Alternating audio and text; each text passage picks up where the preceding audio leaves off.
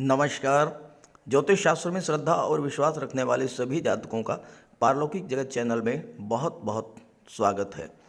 बनने जा रहा है धन विवाह का प्रबल योग, गुरु शुक्र युति और शनि की दशम दृष्टि।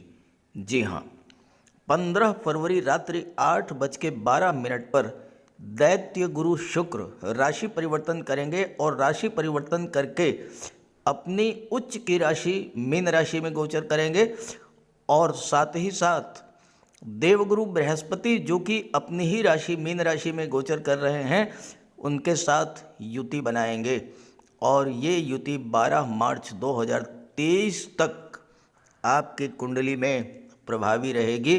धन विवाह संतान सुख संपदा समृद्धि का योग बनेगा। कुंडली में देवगुरु और शुक्र की युति जब बनती है तो देवगुरु के गुण शुक्र में और शुक्र के गुण देवगुरु में ट्रांसफ़र हो जाते हैं। इसका अर्थ ये हुआ कि आकर्षक व्यक्तित्व, मधुर वाणी, मिलनसार व्यवहार के साथ आप अपनी ज्ञानमयी वाणी के बल पर लोगों को सम्मोहित करने की स्थिति में होंगे। चाहे वो कार्यस्थल हो, चाहे वो व्यापारिक स्थल हो, चाहे वो शासन प्रशासन हो, चाहे वो कला का क्षेत्र हो, कोई भी क्षेत्र हो, आप अपने व्यक्तित्व और वाणी के बल पर लोगों को आकर्षित करेंगे। आप काउंसलर हो सकते हैं, वकालत के क्षेत्र में हो सकते हैं, धर्म अध्यात्म से जुड़े हो सकते हैं, कथाकार या ज्योतिषी हो सकते हैं। आपके समक्ष जो भी व्यक्ति होगा वो सबसे पहले आपके व्यक्तित्व, आपकी वाणी से आकर्षित होगा और आपसे पूरी तरह प्रभावित होगा। तो इस युति का कुंभ राशि के जातकों के जीवन पर क्या प्रभाव पड़ेगा, इसी का विश्लेषण करेंगे इस वीडियो में। लेकिन उससे पहले ये समझेंगे कि देवगुरु और शुक्र की युति के बनने का ओवरऑल क्या प्रभाव पड़ता है, जुपिटर वेनस कंजंक्शन का क्या इफेक्ट्स पड़ता है, पहले इसको समझेंगे। ये विश्लेषण आपकी चंद्र राशि के आधार पर किया जा रहा है। वीडियो के अंत में मैं आपको देवगुरु बृहस्पति और शुक्र दोनों के उपाय बताऊंगा। और दूसरी बात, मैंने अपना व्हाट्सएप नंबर शेयर कर दिया है, आपको डिस्क्रिप्शन बॉक्स में मिल जाएगा। लेकिन इस नंबर के अलावा कमेंट बॉक्स में दिए गए किसी भी नंबर पर भूल करके भी कांटेक्ट मत कीजिएगा, आपके साथ फ्रॉड हो सकता है। तो पहले ये समझते हैं गुरु शुक्र युति का क्या प्रभाव पड़ता है, जुपिटर वेनस कंजंक्शन का ओवरऑल इफेक्ट क्या पड़ता है हमारे जीवन पर। देखिए, ज्योतिष शास्त्र में देवगुरु को धन, ज्ञान, मान सम्मान, धर्म, अध्यात्म, संतान और विवाह का कारक माना गया है।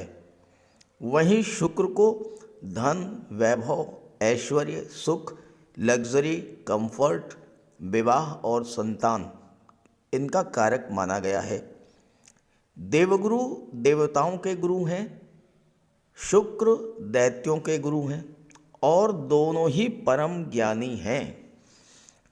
ऐसे में कुंडली में इस युति के बनने पर व्यक्ति बहुत ही धनवान, विद्वान, गुणवान, धार्मिक और संस्कारी प्रवृत्ति का होने के साथ साथ जीवन के सभी सुखों का भोग करने वाला होता है।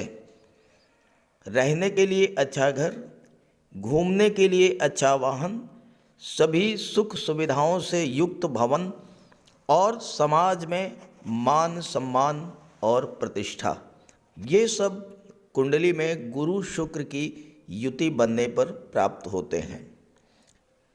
देवगुरु बृहस्पति और दैत्य गुरु शुक्र की युति यदि केंद्र या त्रिकोण के भाव में बन जाए तो ऐसे जातक पिछले जन्मों का पुण्य लेकर पैदा होते हैं।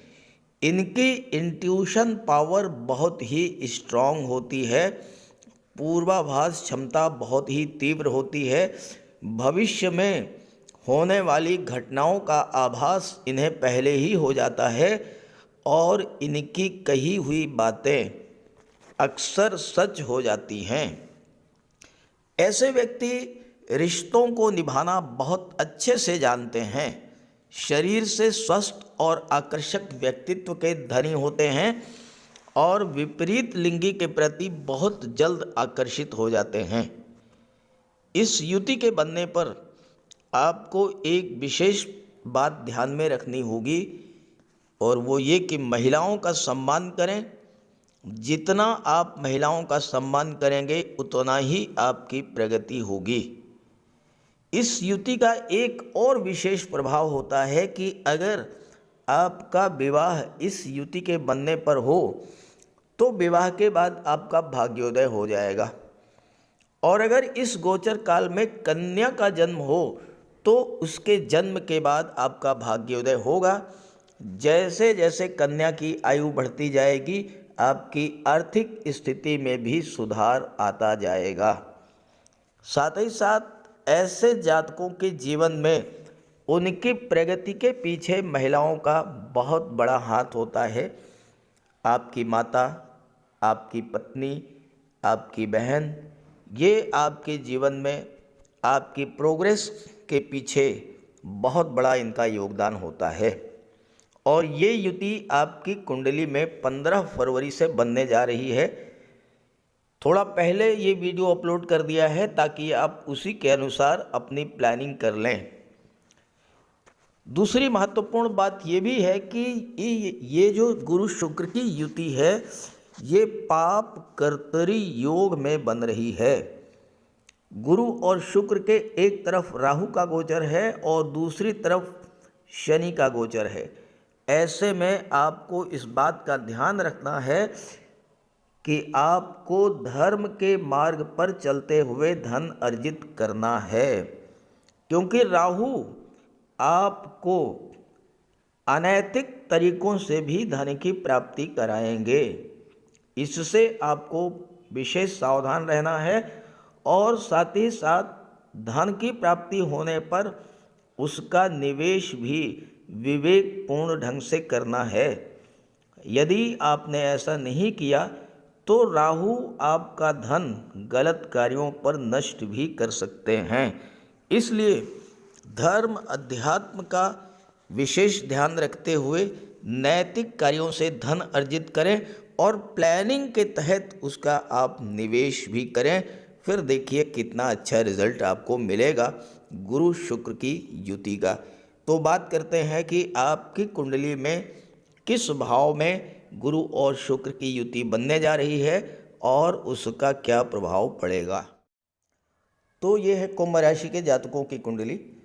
आपके लग्न के स्वामी हैं शनिदेव, जो कि आपके लग्न भाव में ही गोचर कर रहे हैं, केंद्र के भाव में, और शश महापुरुष राजयोग का निर्माण कर रहे हैं। और इसी के साथ शनिदेव विदेश भाव के भी स्वामी हैं।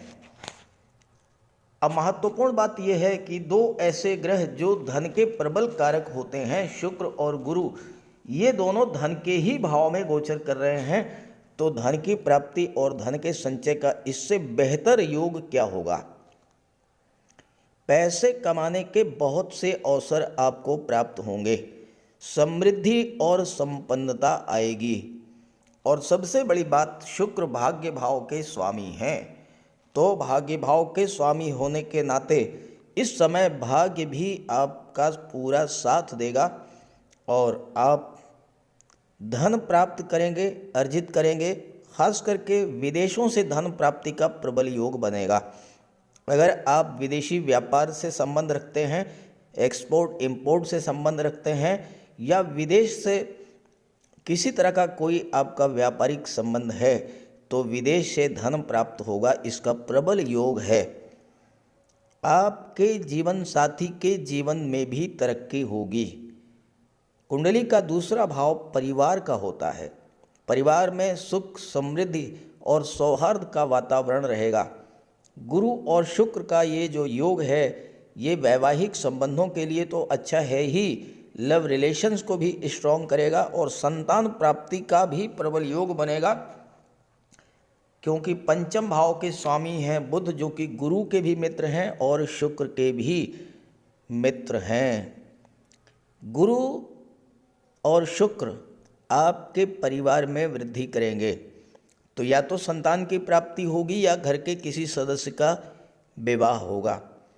संतान के जीवन में भी उन्नति होगी और संतान को भी धन की प्राप्ति होगी। आपके संतान को जॉब भी मिल सकती है और या फिर ऑलरेडी अगर वो जॉब में है तो वहाँ पर पद प्रतिष्ठा प्रमोशन का भी लाभ प्राप्त होगा। आपके घर में इस समय कोई न कोई मांगलिक कार्य अवश्य होगा, क्योंकि शनि 12वें भाव के स्वामी हैं। 12वां भाव धर्म अध्यात्म का है। गुरु धर्म और सत्कर्म के कारक होते हैं। कोई निवेश अगर आप करना चाहें तो अवश्य करें। लॉन्ग टर्म इन्वेस्टमेंट अगर आप करते हैं इस समय 15 फरवरी से 12 मार्च के बीच, तो ये आपके लिए बहुत ही फ्रूटफुल होगा। इस समय का निवेश आपको भविष्य में बहुत बड़ा लाभ प्रदान करेगा, क्योंकि निवेश का बहुत ही शुभ मुहूर्त है। हालांकि निवेश करने से पहले अपने किसी एक्सपर्ट की राय जरूर लें। शुक्र नवम भाव के स्वामी हैं। पिता का भी पूरा सहयोग आपको प्राप्त होगा। और नवम भाव चूँकि विदेश उच्च शिक्षा का होता है, तो आप हायर एजुकेशन के लिए अपने बच्चों को विदेश भी भेज सकते हैं। साथ ही साथ किसी धार्मिक यात्रा के लिए, देव दर्शन के लिए भी इस समय आप जा सकते हैं। शुक्र आपकी कुंडली में चतुर्थ भाव के स्वामी हैं और देवगुरु लाभ के भाव के स्वामी हैं। देवगुरु एकादश भाव के और शुक्र चतुर्थ भाव के स्वामी हैं। चतुर्थ भाव माता, वाहन, भौतिक सुखों का होता है। एकादश भाव लाभ का भाव होता है, हर तरह का लाभ। और दोनों के स्वामी गुरु और शुक्र एक साथ धन के भाव में बैठे हुए हैं। तो इस गोचर काल में आप चतुर्थ भाव से संबंधित जितने भी लाभ हैं वह प्राप्त कर सकेंगे। आप कोई प्लाट या मकान खरीदने के सोच रहे थे या बेचना चाहते थे, तो आप मकान खरीद भी सकते हैं और बेच भी सकते हैं। अगर आपका अपना स्वयं का घर है तो आप घर के डेकोरेशन पर या घर के विस्तार पर धन खर्च करेंगे। शुक्र के परम मित्र शनि 12वें भाव के स्वामी हैं। खर्च बढ़ेंगे, लेकिन ये खर्च आप अपने सुख सुविधा के साधनों पर खर्च करेंगे। अगर आप महिला हैं, ऑर्नामेंट, ज्वेलरी, आभूषण, इन पर पैसा खर्च करेंगी और ये आपके लिए एक तरह का निवेश भी होगा। गोल्ड और ज्वेलरी में जो आपका निवेश होगा वो भविष्य में आपके काम आएगा। डिज़ाइनर ड्रेसेस, परफ्यूम्स, कॉस्मेटिक्स, श्रृंगार प्रसाधन, इन चीज़ों पर धन खर्च करेंगे। घर में सुख सुविधा के साधन, AC, LED, fridge, washing machine, ये चीज़ें आप ला सकते हैं। नया वाहन या नया घर खरीदने का भी योग बनेगा। माता का स्वास्थ्य भी ठीक रहेगा और माता का आशीर्वाद भी आपको प्राप्त होगा। शुक्र का गोचर अपनी उच्च की राशि में हो रहा है, मीन राशि में हो रहा है। तो अभी तक अगर भौतिक सुखों में किसी प्रकार की कोई कमी आई थी तो वह भी दूर होगा। पारिवारिक जनों से आपके संबंध खराब थे, उसमें सुधार आएगा। सोशल रिलेशंस आपके बहुत अच्छे होंगे। शुक्र साज सज्जा, सुख सुविधा, भौतिकता और ऐशो आराम के कारक हैं और धन भाव के स्वामी हैं। इस गोचर काल में आप परिवार के साथ कहीं बाहर घूमने भी जा सकते हैं। विदेश यात्राओं का, हवाई यात्राओं का भी योग बनेगा और साथ ही साथ आपका विवाह भी इस गोचर काल में होगा। और चूंकि देवगुरु लाभ के भाव के स्वामी हैं तो हर तरह का लाभ आपको प्रदान करेंगे। धन का लाभ, संतान का लाभ, शिक्षा का लाभ। छात्रों के लिए भी बहुत अच्छा रहेगा, क्योंकि पंचम भाव के स्वामी हैं बुध और बुध शुक्र के भी मित्र हैं, गुरु के भी मित्र हैं। तो शिक्षा प्रतियोगिता के क्षेत्र में भी सफलता मिलेगी। उच्च शिक्षा के लिए विदेश भी जा सकते हैं। ज्योतिष शास्त्र का एक सिद्धांत है कि कोई भी दो ग्रह अगर किसी एक भाव को प्रभावित करें तो उस भाव से संबंधित फल प्राप्त होते हैं। अब यहाँ पर शुक्र और गुरु की दृष्टि भाग्य भाव पर, अष्टम भाव पर पड़ेगी, तो अष्टम भाव से संबंधित फल आपको प्राप्त होंगे। आपकी रुचि इस समय ज्योतिष, धर्म, अध्यात्म में बढ़ सकती है। रिसर्च के क्षेत्र में आप बहुत अच्छा कर सकते हैं। इंश्योरेंस के क्षेत्र में, मार्केटिंग के क्षेत्र में, डाटा प्रोसेसिंग या डाटा एनालिसिस के क्षेत्र में, टैक्सेशन के क्षेत्र में, टैक्स कंसल्टेंट के रूप में आप बहुत अच्छा कर सकते हैं। इसके अलावा गुरु और शुक्र की दृष्टि अष्टम पर पड़ रही है। अष्टम भाव गुप्त विद्याओं, गुप्त धन और गुप्त रहस्यों का होता है। इस गोचर काल में आपको गुप्त धन की भी प्राप्ति हो सकती है। लॉटरी से, शेयर से, कोई पैतृक संपत्ति, वसीयत या विरासत से धन प्राप्त हो सकता है। ससुराल पक्ष से धन प्राप्त हो सकता है। आप अगर गवर्नमेंट रिटायर्ड पर्सन हैं, आपको पेंशन, ग्रेच्युटी, बीमा, फंड, इन सब का लाभ मिल सकता है। और गुरु की नवम दृष्टि और शनि की दशम दृष्टि ये पड़ेगी कर्म भाव पर, दशम भाव पर। तो कार्य क्षेत्र के लिए ये समय बहुत अच्छा रहेगा। कार्य क्षेत्र में उन्नति होगी, भाग्य का सपोर्ट मिलेगा और धन का लाभ होगा। सीधा सा समायोजन है। भाग्य भाव के स्वामी शुक्र, दशम पर गुरु और शनि की दृष्टि, लाभ भाव के स्वामी देवगुरु बृहस्पति, तीनों ही महत्वपूर्ण भाव गुरु और शुक्र कवर कर रहे हैं।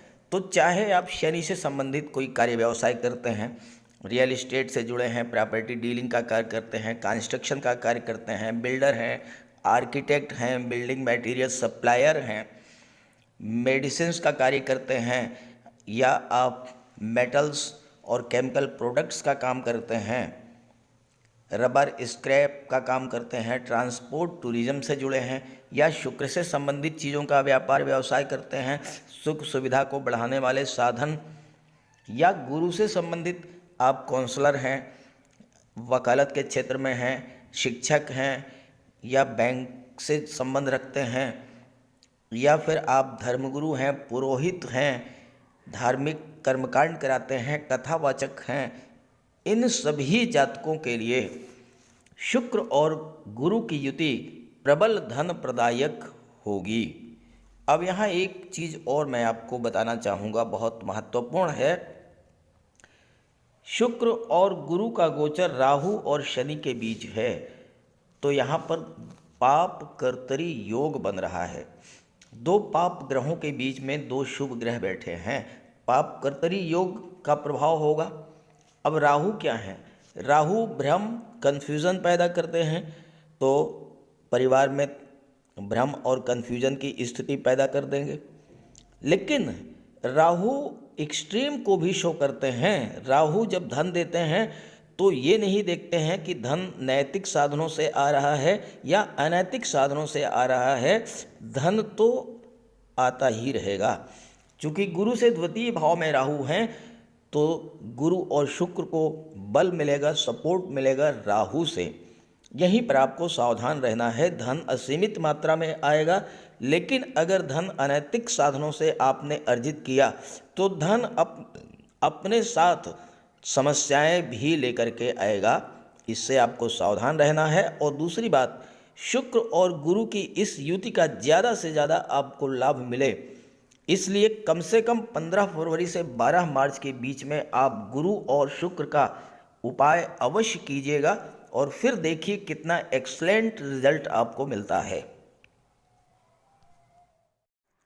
ज्योतिष शास्त्र में शुक्र ग्रह को प्रेम, सौंदर्य, वैवाहिक सुख, वैभव, ऐश्वर्य का कारक माना गया है।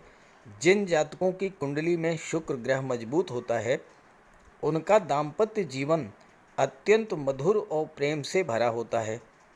शुक्र ग्रह की शुभता के चलते पति पत्नी के बीच हमेशा सामंजस्य बना रहता है और उनके पास कभी भी भौतिक सुखों की कोई कमी नहीं होती है। वहीं कुंडली में शुक्र के कमज़ोर होने पर व्यक्ति को आर्थिक तंगी झेलनी पड़ती है। पति पत्नी के बीच किसी न किसी बात को लेकर अक्सर वैचारिक मतभेद बने रहते हैं। तो इसके लिए शुक्र के उपाय कीजिए। सबसे पहले माता लक्ष्मी की उपासना कीजिए और शुक्रवार के दिन श्री सूक्त या लक्ष्मी सूक्त का जाप कीजिए। दूसरा, घर को साफ सुथरा स्वच्छ रखें, साफ सफाई पर विशेष ध्यान दें और घर में कबाड़ बिल्कुल जमा ना होने दें, कबाड़ को हटा दें। भूल करके भी फटे हुए या जले हुए कपड़े न पहने, साफ सुथरे प्रेस करके कपड़े पहने और कपड़ों पर इत्र का भी प्रयोग करें। साथ ही साथ आप शुक्रवार के दिन 21 शुक्रवार तक सफ़ेद वस्तुएं, चीनी, दूध, दही, घी, इन सब का दान करें। और अगर आप कर सकते हैं तो शुक्रवार का व्रत भी रखें। व्रत के दिन माता लक्ष्मी की उपासना करें।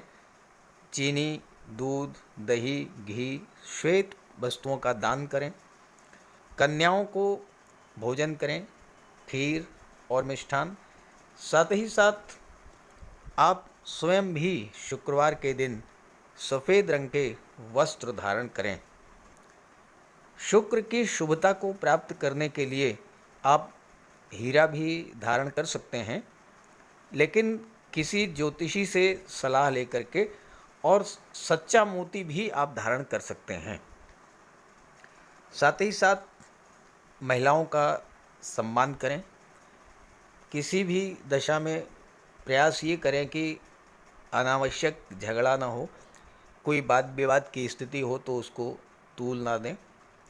और अगर आपकी कुंडली में शुक्र कमज़ोर हैं तो शुक्र से संबंधित किसी भी वस्तु का दान ना लें और शुक्रवार के दिन भगवान भोले शंकर के मंदिर में जा कर के उनको श्वेत रंग के पुष्प अर्पित करें। अगर आप ये सब उपाय करते हैं तो शुक्र को बल मिलेगा और आपको शुक्र के सभी लाभ, सभी फल प्राप्त होंगे। कुंडली में देवगुरु बृहस्पति का बहुत ही महत्वपूर्ण स्थान है, क्योंकि देवगुरु कुंडली के पंचम और नवम भाव के कारक होते हैं। पंचम भाव से संतान का विचार किया जाता है, शिक्षा का विचार किया जाता है और नवम भाव से भाग्य का विचार किया जाता है। गुरु ग्रह भाग्य के लिए जिम्मेदार माने जाते हैं और किसी भी कार्य की सफलता के लिए देवगुरु का मजबूत होना बहुत ज़रूरी है। जब कुंडली में देवगुरु मजबूत होते हैं तो भाग्य का साथ मिलता है। जिस काम में हाथ डालते हैं वो सफल होता है। विवाह समय से होता है, शिक्षा अच्छी मिलती है, गुरु की कृपा रहती है, धन की प्राप्ति होती है। तो देवगुरु के लिए कुछ उपाय बताने जा रहा हूँ, उपाय ज़रूर कीजिएगा। अगर आपकी जन्म कुंडली में गुरु कमज़ोर स्थिति में है तो आपको गुरुवार का व्रत करना चाहिए। स्नान करते समय जल में आधा चम्मच हल्दी डालकर स्नान करें।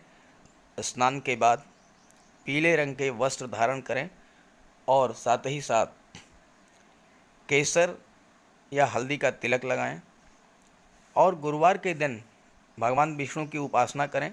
घर में केले का एक वृक्ष लगा लें, उसकी पूजा करें, उसकी सेवा करें। भोजन में चने के बेसन, चीनी और घी से बने लड्डू का सेवन करें और अपनी क्षमता के अनुसार पीले वस्त्र, हल्दी, शहद, धार्मिक पुस्तकें, इन सब का दान कर सकते हैं। अगर गुरु ग्रह कमज़ोर है तो पुखराज धारण करें, लेकिन इसके लिए किसी योग्य ज्योतिषी की सलाह ले लें। माता पिता, गुरु और बुज़ुर्गों का सम्मान करें, उनकी देखभाल करें और उनका आशीर्वाद प्राप्त करें। साफ सफाई रखें, गुरु की सेवा करें और दही और चावल गरीबों को खिलाएं। किसी गरीब को, किसी दिव्यांग व्यक्ति को भोजन कराएं। किसी वृद्धाश्रम में जाकर के वृद्धों के साथ कुछ समय बिताएं। उनकी समस्याओं को जानें समझें। कोई ज़रूरी नहीं है कि आप धन से ही सहायता करें, तन और मन से भी आप मदद कर सकते हैं दूसरों की, और ऐसा करने से देवगुरु अत्यंत प्रसन्न होते हैं।